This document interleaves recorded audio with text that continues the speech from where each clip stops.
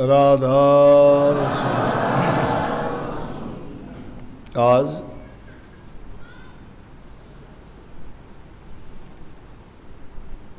आसोज माँ की नौमी है और आपने जो वाणी सुनी उसमें नौमी का ही जिक्र है सब। ये वाणी मैंने ही लिखी थी। लिखने का प्रयोजन भी सीधा था। उन दिनों मुझे लिखने की बड़ी लगन थी। कोई भी घटना, कोई भी बात होती, लिखने का मन करता था। टाइम भी था, संगत इतनी ज़्यादा नहीं थी। ये अपने दादा गुरु अरमान साहब का जन्मदिन भी, अवतरण दिवस भी और प्रस्थान दिवस भी यही था। तो उसके संदर्भ में कि ये महान दिन किस तरह से हुआ। बहुत सी महान घटनाएं जिन दिनों में होती हैं वो दिन स्मरणीय बन जाते हैं जीवन में। तो हमारे जीवन में इससे ज़्यादा स्मरणीय दिन कोई हो नहीं सकता, क्योंकि अरमान साहब से पहले यहाँ अपने हरियाणा में राधा स्वामी नाम को कोई जानता ही नहीं था कि राधा स्वामी है क्या। और अरमान साहब ने भी जब अपने गुरु से दीक्षा लेके और ये बताया कि हमने गुरु से राधा स्वामी नाम की दीक्षा ली है, तो नई चीज़ को पेश करना और उस पर लोगों का विश्वास आना बहुत कठिन होता है। लोगों ने तरह तरह की बात उठाई, आलोचकों ने बड़ी आलोचनाएं की। किसी ने कुछ कहा, किसी ने कुछ कहा, किसी ने अज्ञानवश कहा, किसी ने नासमझी के कारण कहा, किसी ने जानबूझ के तानाकशी के लिए कहा। हर प्रकार से मतलब परेशानियां पेश आई, लेकिन उनकी परवाह ना करते हुए उन्होंने इस नाम की कमाई की। और उसके पीछे कहानी थी, क्योंकि उनके गुरु ने उनको नाम की दीक्षा देके कह दिया था। जब उन्होंने सवाल किया कि जी हरियाणा में तो कोई भी राधा स्वामी नाम का अनुयायी नहीं है, मैं तो अकेला हूँ, तो महर्षि जी शिवरतलाल जी ने उनको कहा था कि कोई चिंता की बात नहीं है, आप जाइए, हरियाणा में आपको अधिकार दिया, आप निमित्त मात्र हो। आपकी सहायता करने के लिए मेरी ताकत आएगी और वो राधा स्वामी नाम का ऐसा प्रचार करेगी कि राधा स्वामी नाम का डंका बजेगा।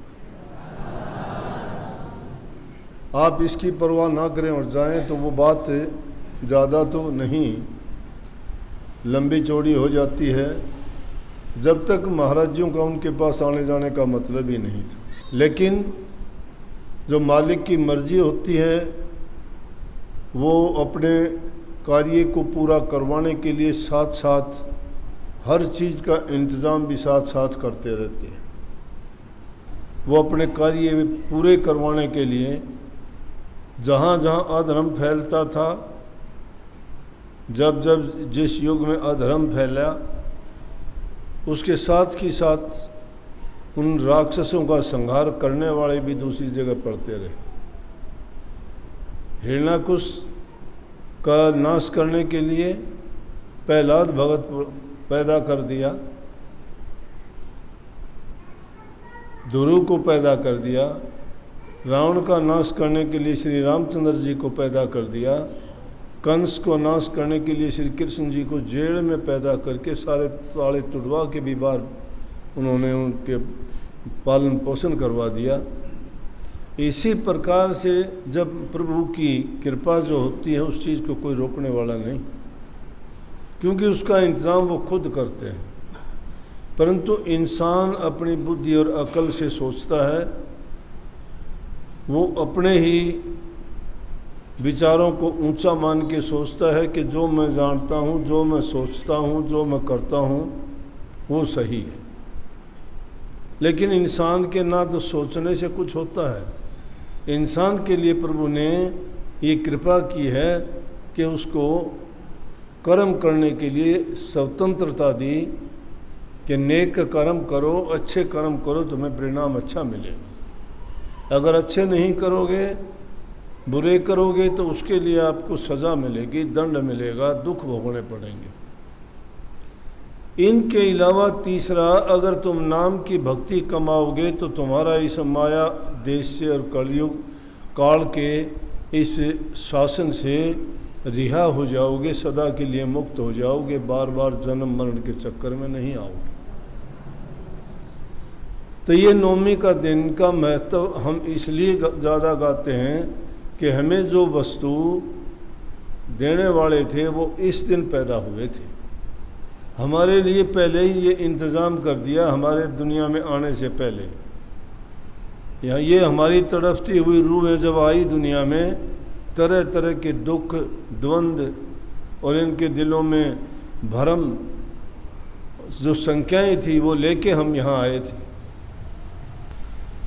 कि हम काल देश में किस लिए हमें भेजा जा रहा है। हमारे कर्म ऐसे थे, लेकिन प्रभु ने हमारे लिए इंतज़ाम कर दिया कि वो अपनी रूहों को दुखी नहीं देख सकते। इसलिए इस नवमी के दिन को गाया और हमने उसको नाम दे दिया बड़भागी दिन। इसलिए पहली लाइन में ये बात कह दी कि बड़भागी दिन आया नवमी का सत्संग। दिन तो सभी आते हैं, किसी को दसवीं का अच्छा लगता होगा, उनको दसवीं के दिन कुछ मिला होगा, किसी को द्वादशी को कुछ मिला हुआ, किसी को एकम को, किसी को दूज को, किसी को तीज को, किसी को चौथ को, किसी को 7 दिनों में, किसी को 365 दिनों में मिला, तो सभी को है। लेकिन जिसको जिस दिन जिस घड़ी मिली वो घड़ी उसके लिए अच्छी और शुभ थी। जिस दिन मिला उनके लिए वो शुभ दिन था। तो हमारे लिए सबसे उत्तम दिन नवमी का दिन था। तो ये अरमान साहब की जीवनी के बारे में ही बताया था। अगर जो कुछ जानना चाहते हो उसका महत्व भी मैंने उसके साथ साथ बता दिया, संदेश भी उस नवमी का बता दिया कि नवमी का संदेश क्या है, क्यों इस दिन आए थे। क्योंकि काल का जबर फैला हुआ था, भारी जबर कहते हैं बुखार को। काल का ऐसा जबर फैला हुआ था कि सब बीमार थे। लेकिन जब नाम की दवाई मिल गई, नाम अमृत है, वो अमर कर देता है। अमर वो होता है जो कभी मरता नहीं है। राधा स्वामी नाम अमृत का पान है। जो इसका पान कर लेता है, इसकी कमाई करता है, वो जन्म मरण के चक्कर से छूट जाता है। ये नहीं कि भाई अमर होने का मतलब सारी दुनिया में इसी ज़मीन पे घूमते रहोगे, नहीं। अमर होने का मतलब होता है कि कभी पैदा नहीं होगे। पैदा नहीं होगे तो मरोगे नहीं, तो मरोगे ना, कभी ना मरने वाले। अब नवमी क्या कहती है, नवमी का संदेश बता दिया। नवमी का संदेश यही दिन उन्होंने क्यों चुना दुनिया में आने का, कि जब तक हम 9 द्वारों में है, 9 द्वारों में सारा संसार है। इस शरीर में 10 दरवाजे जो लगे हैं, 9 दरवाजे दुनियादारी की ओर खुलते हैं, जिसमें 2 आँख, 2 कान, नाक और दोनों आँखें, मुंह, इंद्रिय और गुदा, ये 9 द्वार शरीर में लगे हुए हैं। ये दुनियादारी के कामों के लिए लगे। आँखों का द्वार देखने के लिए है, कानों के द्वार सुनने के लिए है, नाकों के द्वार सूंघने के लिए है, मुंह का द्वार जो है खाने पीने श्वास क्रिया के लिए है, और नीचे के द्वार जो है मल त्यागने के लिए है। तो इसलिए ये अपवित्र हैं, इनमें कोई पवित्र दरवाज़ा नहीं है। प्रभु से मिलने के लिए 10वां रास्ता है, वो 10वीं कड़ी ऊपर की तरफ जाती है। तो कहता है नौवीं कहती कि नौवों को बंद कर दो, इनसे कोई सरोकार नहीं है। दुनियादारी की चीज़ों में जो खेलते हो उनको सिर्फ उपेक्षा भाव से आप उनका उपयोग करो। उपेक्षा का मतलब कि ज़रूरत है उनकी करने पड़ेंगे, लेकिन कोई उनका महत्व हमारे लिए नहीं है। उनको उपेक्षा कर दो। जीभ के रस डूबोगे गलत है, कानों के रस में डूबोगे गलत है, इंद्रियों के चक्कर में पड़ के आनंद में पड़ोगे गलत है। वो तुम्हें इस दुनिया के रस भोगों से बाहर नहीं निकलने देते। हमें जो सच्चे रास्ते की ओर ले जाने वाला है वो 10वां रास्ता है, 10वीं कड़ी है। तो कहते हैं नौवीं कहते नौ बंद करो, 10वें द्वार का लाल लो ताड़ी। 10वें द्वार का ताड़ी का मतलब 10वां द्वार जब खोल के ऊपर की तरफ आओगे वो उस गुप्त खजाने की ओर जाता है जिसको पाके दुनिया के जीव हमेशा हमेशा के लिए उस आनंद के सागर में जाके बूंद की तरह घुल मिल जाते हैं। ये हमारी जीवात्मा भी उस बूंद की भांति है और उस मालिक रूपी सिंध में तभी जाके मिलेगी जब ये 10वें रास्ते पे चलेगी। इसलिए बाकी की चीज़ें मैंने नहीं बताई, क्या क्या था इसमें और जो बातें बताई गई, लेकिन ये थोड़ा मैंने इसलिए बताया क्योंकि हर साल ये दिन आता है। इस दिन हम बड़े सत्संग का आयोजन नहीं करते। उसका कारण है कि आज से 4 दिन के बाद में फिर महाराज जियों का जन्मदिन होगा, तो संगत इतनी ज़्यादा है कि 3-4 दिन उसमें लगे, 3-4 दिन इसमें लगे, बहुत लंबा चौड़ा काम हो जाता है। तो इसलिए सत्संग निश्चित उसी दिन का कर दिया। लेकिन उनकी याद के लिए जितने सत्संगी आते हैं हम बार बार उनको नमन करते हैं। इस दिन के लिए अपना भाग्य सराहते हैं कि हम बड़ भागी जीव हैं।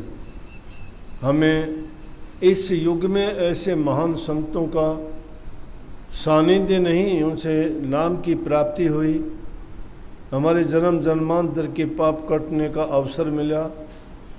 उनकी चरण शरण में बैठ के अपने जीवन को पवित्र बनाना और इस 84 के जेल और कैद खाने से छूट जाना। इसलिए उस नाम को पाके हमें कमाई करनी चाहिए। गुरु की आज्ञा के अनुसार जितना समय ज़्यादा हो सके उतना टाइम भजन में देना चाहिए। अगर भजन नहीं करोगे सारी बातें थोथी हैं। सच्चा एक नाम है और उस नाम के जपने से ही सारी चीज़ें प्राप्त होती हैं। दुनियादारी की भी चीज़ें उसी से मिलेंगी आपको और आपका अज्ञान भी उसी से दूर होगा, आपके भ्रम भी उसी से निकलेंगे और आपका भक्ति का रास्ता भी उसी से आगे बढ़ेगा। और बिना नाम के कौन जानने वाला था। मैं तो महापुरुषों की वाणी से जो शब्द मिलते हैं उनसे तुलना कर लिया करता हूँ और आप लोगों तक वो संदेश देने का प्रयास करता हूँ कि आप लोग भी उसको सुन के अपने जीवन को अच्छा, सच्चा और अच्छा बनाओ। जैसे वाणी सुनता हूँ मुझे उसमें मैं सोचता रहता हूँ। वाणी आई एक जगह छोटी, उसी बात को सोचता रहा क्या आई। गुरु ग्रंथ साहब की वाणी है शायद, उसमें आया कि जिस नीच को कोई ना जाने नाम जपत चहु खोट पिछाने।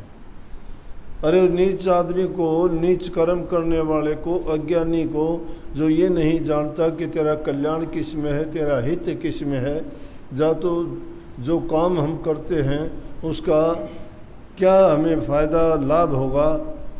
तो वो नीच का मतलब ये नहीं है कि हमारी छोटी बुद्धि की बातें, जिसको कोई जानता ही नहीं, जिसका कोई महत्व नहीं, उसको कौन जानेगा। लेकिन अगर नाम की भक्ति जो करते हैं उनके देखो नाम दुनिया जानने लग गई। मीराबाई को दुनिया जानती है, सहजोबाई का नाम लेते ही सब भक्तों के कान खड़े हो जाते हैं, नहीं हो जाते। संतों के जिनके नाम लो, कबीर साहब का, दादू साहब का, पलटू साहब का, वो अमीर घराने से नहीं थे और राजा महाराजा नहीं थे। भीलनी का नाम लेते ही सब नाचने लग जाते हैं। क्यों? उनको कौन जानने वाला था? जिनका कोई रूप नहीं, रंग नहीं, खानदान नहीं, धन नहीं, वैभव नहीं, कोई ऊंची उनकी कोई ताकत, कोई शक्ति नहीं, और उनको सारी दुनिया आज तक जानती पूछती है। किस लिए? उस नाम के कारण, उस भक्ति के कारण। तो इसलिए कही कि जिसको कोई नहीं जानता, उस नाम के कमाई करने के कारण चारों दिशाओं में उसके प्रकाश महत्व फैल जाता है। इसलिए भाई, जो महान दिन होते हैं उन महान दिनों में संकल्प लेके थोड़ा विचार किया करो कि जिन महापुरुषों ने ऐसे ऐसे कारनामे किए, क्या हम उनसे प्रेरणा लेके कुछ भी नहीं कर सकते? क्या हमें ज़्यादा करने की ज़रूरत नहीं, अपना जीवन तो संवार सकते हैं, और नहीं तो बुराई तो छोड़ सकते हैं, और कुछ नहीं कर सकते तो दुनियादारी में परहित के काम, नेक काम, दूसरों को तो सुखी कर सकते हैं। वो भी नहीं कर सकते तो जबान से अच्छे शब्द, मीठे शब्द बोल के तो किसी को अपना बना सकते हैं। ये चीज़ भी कोई कम नहीं है, और ये गुण जिसमें आ जाते हैं वो नाम भक्ति भी बहुत प्यार से कर लेता है। इसीलिए महापुरुषों ने ये ज्ञान बख्शा, ये नाम के गुण हैं, ये भक्ति के गुण हैं, और ये महापुरुषों का उपदेश है हमारे भटके हुए जीवों के लिए। इसलिए जितना ज़्यादा समय मिल सके नाम की भक्ति किया करो। मालिक आपको हर प्रकार से मौज बख्शेंगे, खुशी देंगे, शांति देंगे, जीवन आपका सफल होगा। राधा